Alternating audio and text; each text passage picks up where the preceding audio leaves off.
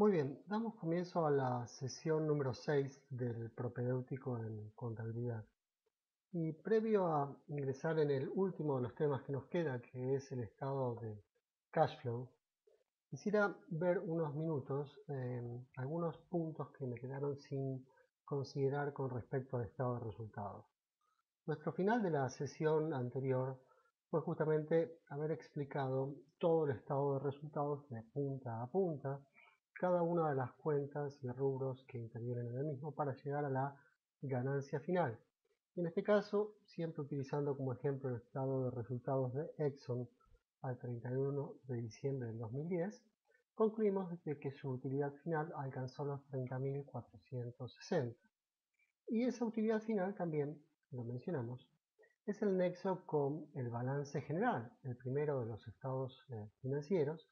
Ese nexo se da a partir de encontrar que esa utilidad final es trasladada al equity o patrimonio de los accionistas en el balance general. Y esa utilidad final la vamos a encontrar siempre en lo que llamamos las ganancias acumuladas, retained earnings.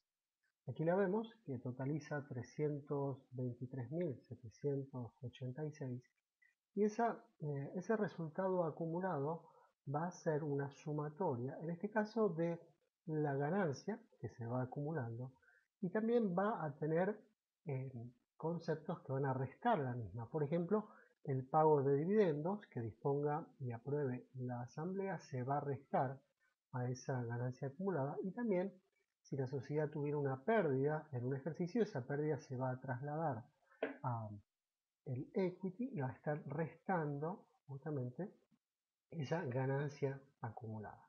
Esto ya lo habíamos hablado, pero fue una especie de introducción hacia a esta clase y algunos ratios son los que quería ver, quizás los dos más importantes para que ustedes consideren al momento de analizar un estado de resultados.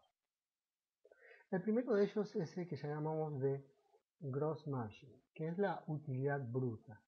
Y lo que hace este ratio es relacionar la, la ganancia bruta, en este caso 107.827, con las ventas del ejercicio, 370.125, y llevarlo a términos porcentuales. Es así que este indicador nos va a decir que el margen bruto, la ganancia bruta de Exxon es de un 29.13%. Hasta aquí estamos considerando únicamente el comparativo entre las ventas del ejercicio y la ganancia bruta, es decir, el costo correspondiente a esas ventas, lo que ustedes van a encontrar como costo de mercaderías vendidas o costo de servicios producidos, y en inglés siempre lo encontramos como COGS, que es Cost of Goods Sold. Es decir, que hasta aquí no intervienen el resto de los gastos operativos, gastos financieros, también el impuesto sobre la renta. No, únicamente estamos haciendo un corte en el primer subtotal. Si lo recuerdan, yo mencionaba, este era el primer subtotal que nos mostraba el estado de resultados, que es la utilidad bruta. Un hecho muy importante, y creo que afecta a todos los análisis de estados financieros, por eso que siempre lo remarco, de que esto lo tenemos que hacer en comparación con empresas que pertenezcan a la misma industria.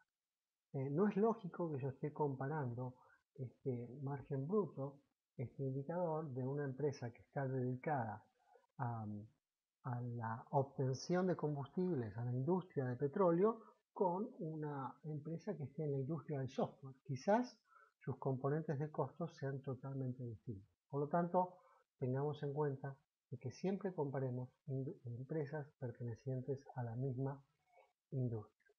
El otro ratio, y aquí ya nos vamos hacia el final del estado de resultados, es la ganancia final comparada con las ventas. En este caso, la ganancia final del estado de resultados nos mostraba 30.460, comparada con las ventas son 370.125, es decir, 8.23%, nos llevamos a términos porcentuales, 8.23%. Una vez más, es lo mismo. No podemos comparar la ganancia final de una empresa perteneciente a una industria distinta porque son realidades distintas. Estos son algunos de los indicadores. Lógicamente, cuando ustedes trabajen van a poder establecer distintos indicadores. Por ejemplo, otros serían analizar cuál es el impacto de los gastos operativos sobre el total de ventas. Y siempre estos análisis que estoy haciendo son los que denominamos análisis verticales, porque también existen análisis horizontales. ¿Qué serían los análisis horizontales? Los análisis horizontales sería estar comparando un ejercicio con otro. Comparar, por ejemplo, el estado de resultados del 2010 con el estado de resultados del 2009. Y así comparar cómo se movieron las ventas y establecer una relación porcentual del incremento o cómo decrecieron las ventas o cómo se comportaron los gastos operativos de un ejercicio a otro. En ese caso el análisis lo hago en un sentido horizontal y lo que marco fundamentalmente es una tendencia. Puede haber una tendencia a suba o una tendencia a decrecer. Con esto finalizamos el segundo de los reportes financieros, que es el estado de resultados, y ahora nos vamos a introducir en el último, en el estado de flujo de efectivo, que es el denominado cash flow. El estado de cash flow tiene por objetivo brindarnos información acerca de cuáles han sido en el periodo las fuentes del efectivo y su utilización. Es decir, describirnos todas las operaciones que han generado el efectivo, que le han reportado el efectivo a la compañía y en qué ha sido utilizado ese efectivo. El cash flow tiene dos formas de ser confeccionado, las que se denominan método directo y método indirecto. Veamos la primera.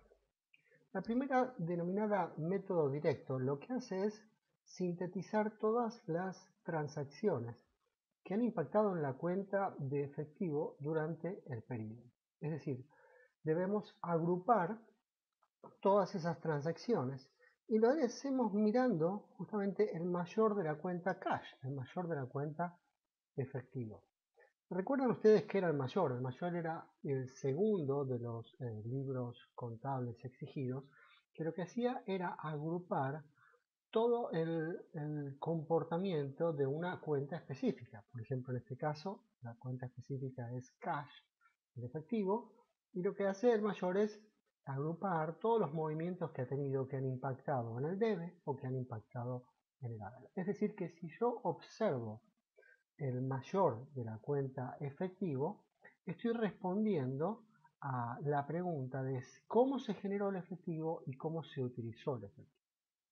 Lo que hace el método directo es agrupar esta información que se plantea y se muestra en el mayor por actividades.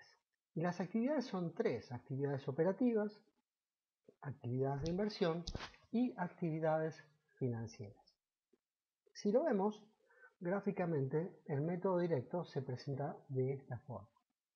Inicialmente se muestra cuál es el cash flow generado por actividades operativas. ¿Cuáles son las actividades operativas? Las propias de la operatividad de la empresa. Si se dedica a vender mercadería, son las propias de haber comprado la mercadería, de haber vendido la mercadería, es decir, de cómo las ventas en efectivo le representaron un ingreso, una fuente hacia este cash flow, y cómo el pago a proveedores, por ejemplo, representa una utilización de ese efectivo. Y así tendríamos también con los gastos operativos, y todos esos son justamente el cash flow correspondiente a las actividades operativas. Y llegamos a un subtotal.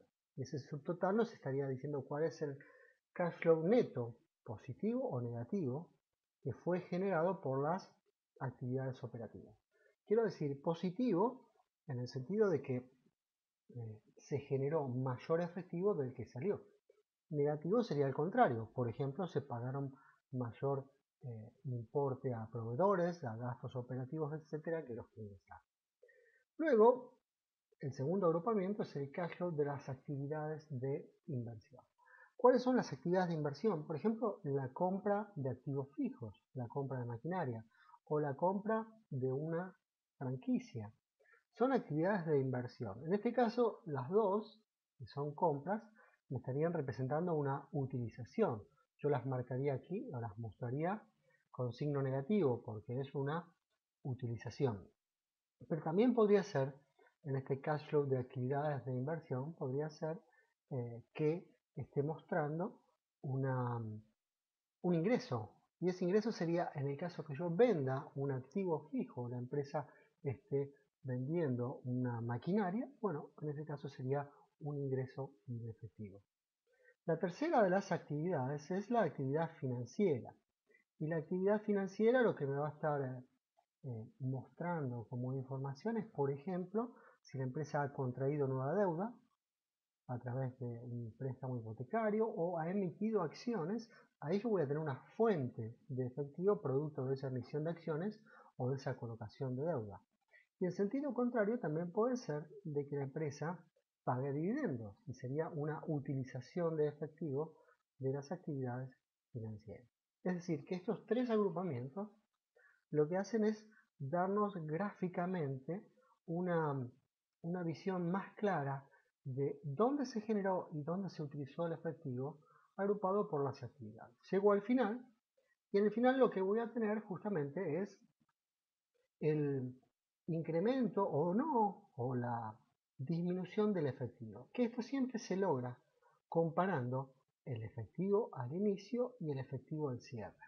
Es decir, si nos fijamos en el balance general, cuánto era el efectivo al inicio, es decir, al 1 de enero del 2010, que sería el saldo del 31 de diciembre del 2009, y luego nos fijamos el cash al final del balance, es decir, al 31 de diciembre del 2010, comparando esas dos puntas, yo lo que voy a tener es justamente esa diferencia, que es la diferencia de efectivo. Y esa diferencia de efectivo es la que me va a estar explicando justamente este cash flow, en este formato que es el formato directo.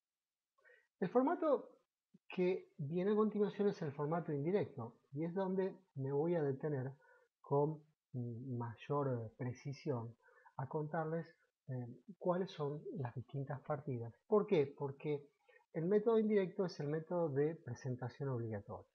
Las empresas, si lo desean, pueden presentar el método directo, el que acabamos de ver, pero en forma complementaria deben presentar el método indirecto.